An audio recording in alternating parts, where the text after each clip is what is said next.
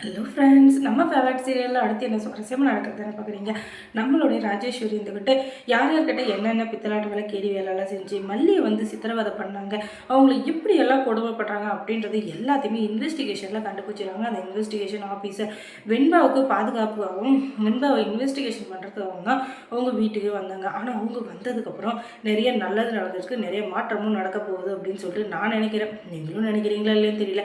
ஏன்னா அதுக்கான எல்லா ஒரு வழியும் நடந்துட்டு தான் இருக்குது. ஏன்னா இப்போதைக்கு மல்லி வந்து அந்த வீட்டில் வந்து சந்தோஷமாக இல்லை அப்படின்றத வந்து அவங்க கண்டுபிடிச்சிட்டாங்க. எப்படின்னா அவங்க பேசின ஒவ்வொரு வார்த்தையிலையும் வலி வேதனை, ஒவ்வொரு நிமிஷமும் அவங்களுடைய கண்ணீரில் ரத்த கண்ணீர் வடிகிற மாதிரி அவங்க பேசிகிட்டு இருக்காங்க.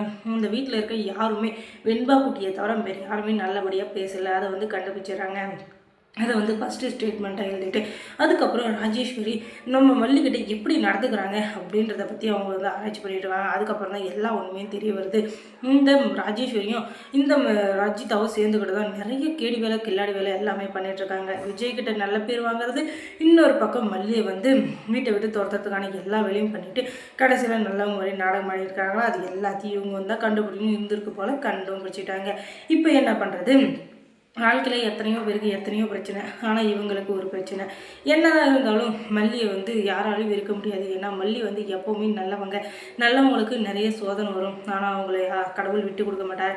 கெட்டவங்களுக்கு கடவுள் அள்ளி அள்ளி கொடுப்பாரு. ஆனால் என்னைக்காச்சும் ஒரு நாள் கைவிட்டுருவார்.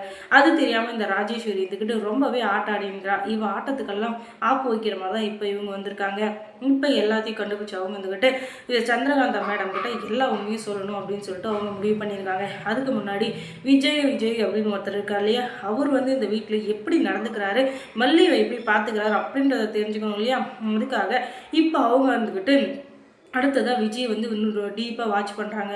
எதுக்காகன்னா அவங்க எப்படி நடந்துக்கிறாங்க அப்படின்னு சொல்லிட்டு. அதுக்கப்புறம் பார்த்தா விஜயும் நல்லா பேசுறது இல்லை. விஜய் வந்து சும்மா அவங்க குழந்தைய பார்த்துக்கிறதுக்காக தான் மல்லியை வந்து ஏதோ ஒரு வேலைக்காரி மாதிரி வச்சுருக்காரு தவிர மற்றபடி அவங்க மேடம் ஒரு இது கூட இன்ட்ரெஸ்ட் இல்லை. அவங்கள பார்த்தாலே ஒரு காகத்தில் அப்படின்றது எல்லாமே தெரிஞ்சுக்கிறாங்க. அதுக்கப்புறம் விஜய்கிட்ட பேச செய்கிறாங்க. என்ன விஜய், நீங்கள் வந்து மல்லியை வந்து ஒரு பொருட்டாகவே நினைக்கிறதில்ல, ஆனால் அவங்க வந்து காசு பணம் இதுக்கெல்லாம் இது பண்ணுறவங்க மாதிரி தெரியல. கொஞ்சம் கூட அவங்க துளி கூட பணத்துக்காக அவங்க நடிக்கவும் இல்லை, நாடகமும் இல்லை. ஆனால் அவங்க நீங்கள் தப்பாக புரிஞ்சுட்ருக்கீங்க போல். வெண்பா மேலே அவ்வளோ உயிராக இருக்காங்க. வெண்பா அவங்கக்கிட்ட நான் பேசின கொஞ்ச நேரத்துலேயே வெண்பாவை தவிர எந்த வார்த்தையும் அவங்க வாயில் வரல. இன்னொன்று, இந்த வீட்டோட மான மரியாதையை காப்பாற்றணும், இந்த வீட்டுக்கு ஒரு பொறுப்பான மருமகளாக இருக்கணும் அப்படின்னு தான் அவங்க நினைக்கிறாங்களே தவிர நீங்கள் எப்படி நினச்சிட்ருக்கீங்கன்னு எனக்கு தெரியல. உங்கள் குடும்ப விஷயத்தில் நான் தலையிடக்கூடாது தான். ஆனால் ஒரு வீட்டோட சந்தோஷம் அப்படின்னு ஒன்று இருக்கு இல்லையா, ஒரு குருவி கூட கழிச்சா அந்த கூட்டுக்கும் கஷ்டம், அந்த கூட்டை கட்டினவங்களும் கஷ்டம். அது மாதிரி தான் இந்த வீட்டை கலைக்கிற சந்தோஷம் எனக்கு எதுக்கு சொல்லுங்கள். அதனால தான் ஒரு குருவி கூட அழகாக நீங்கள் நடத்திட்டு இருக்கீங்க. அந்த குருவி கூட கட்டி விட்ட ஒரு இது பலன் எனக்கு கிடைச்சா அது எனக்கு சந்தோஷம் தானே. களைஞ்சி இருக்குன்னா அதை கொட்ட வைக்க முடியாது. அதனால தான் நான் இந்த வேலையை செய்கிறேன் தவிர மற்றபடி மல்லி என்கிட்ட சொல்லியோ மல்லியால் நான் வந்து இங்கே எதுவும் சொல்லலை.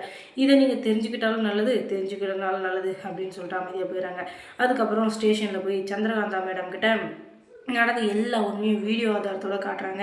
என்ன மேடம் இப்படியெல்லாம் நடந்திருக்கு அப்படின்னு சொல்லிட்டு அந்த ராஜேஸ்வரி கூட்டு விசாரிக்கிறாங்க. அதுக்கப்புறம் தான் எல்லா உண்மையும் தெரிய வருது. எனக்கு கல்யாணம் ஆனது புதுசு உடனே அந்த மல்லியை சுத்தமாக பிடிக்கவே பிடிக்காது. எங்கள் ஸ்டேட்டஸ் என்ன, அவள் ஸ்டேட்டஸ் என்ன, நாங்கள் இருக்கிற ஸ்டேட்டஸ்க்கு எத்தனையோ லட்சாதிபதிகள் வந்து எவ்வளோ கோடி கூடயே கொட்டி கொடுக்குற சீர்வரிசைன்னு சொன்னாங்க. அதெல்லாம் விட்டுட்டு நல்ல பொண்ணுக்காக தான் நாங்கள் காத்துட்டு இருந்தோம். ஆனால் கடைசியில் இந்த மல்லியை மாதிரி ஒருத்தையை வந்து கல்யாணம் பண்ணி கூப்பிட்டு வந்தால் எங்களுக்கு எவ்வளோ கஷ்டமாக இருக்குது சொல்லுங்கள். அதுவும் இல்லாமல் அவள் பணிவா அடக்க ஒடுக்கமாக இருந்தால் கூட பரவாயில்ல, அதுவும் இல்லை, ரொம்பவே ஆட்டாடிங்கிறான். இவளை வச்சுக்கிட்டு நான் என்ன பண்ணுறது சொல்லுங்கள். அதனால தான் இவளை எனக்கு பிடிக்கவே இல்லை. எப்படியாச்சும் இவளை வீட்டை விட்டு துரத்திட்டு அதுக்கப்புறம் என் தம்பிக்கு ஒரு நல்ல பொண்ணை பார்த்து கல்யாணம் பண்ணி வைக்கணும் அப்படின்னு சொல்லிட்டு நான் நினச்சேன். ஆனால் அதுவும் நடக்கலை. ஏன்னா எனக்கு எல்லாமே ஏமாற்றமாக தான் இருக்குது. இந்த மல்லி அதையும் நடக்க விட மாட்டேங்கிறா. டைவர்ஸ் பேப்பரில் கையெழுத்து வாங்கலான்னு தான் இருந்தேன். அந்த நேரம் பார்த்து இவங்க வந்துட்டாங்க. என்னதான் பண்ணுறது சொல்லுங்கள். நான் எத்தனை அடி எடுத்து வச்சாலும் அதில் ஏதாச்சும் ஒரு முட்டுக்கட்டியாக போட்டுட்டு இருந்தா நான் மட்டும் என்ன தான் பண்ணுறது சொல்லுங்களேன். அதனால தான் அவளை ஒரு அடியை தீர்த்து கட்டிடலாம் அப்படின்னு சொல்லிட்டு கூட நான் பிளான் பண்ணேன். ஆனால் அது எதுவுமே நடக்கலை.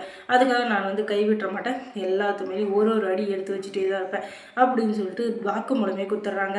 அதுக்கப்புறம் சந்திரகாந்தா மேடம் என்ன முடிவு எடுத்திருப்பாங்க, என்ன ஆக்ஷன் எடுத்திருப்பாங்க அப்படின்றத நீங்கள் தெரிஞ்சுக்கணுன்னா நம்ம சேனலை சப்ஸ்கிரைப் பண்ணுங்கள். அதோட பக்கத்தில் இருக்க அந்த பெல் ஐக்கானை கொஞ்சம் கிளிக் பண்ணி விடுங்க. தொடர்ந்து இந்த சேனலுக்கு சப்போர்ட் கொடுங்க. தேங்க்ஸ் ஃபார் வாட்சிங்.